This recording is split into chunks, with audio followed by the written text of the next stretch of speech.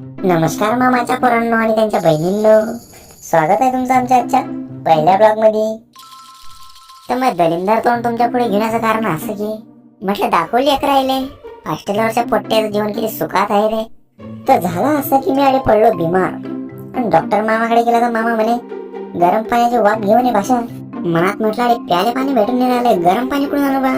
मग म्हटलं हिटरवर पाणी गरम करू, पण नंतर विचार आला मास्तरची काही आपण जवाई नाही आहे, मास्तर लाल करून मारीन.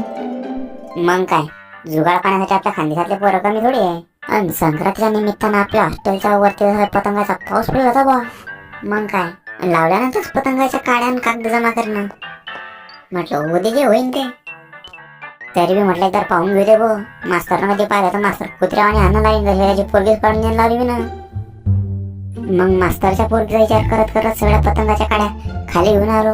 अन खाली मी माझी मस्तपैकी सेटिंग लावून ठेवली होती चुल्याची, नाही तर मनसन बापा कशाची. काऊन की कुत्रा मग हातातून भाकर घेत नाही तर पोरगी मग हातातून फुल घेईन. आता दूरचा विषय राहिला, जाऊ द्या आपण आपल्या कामावर.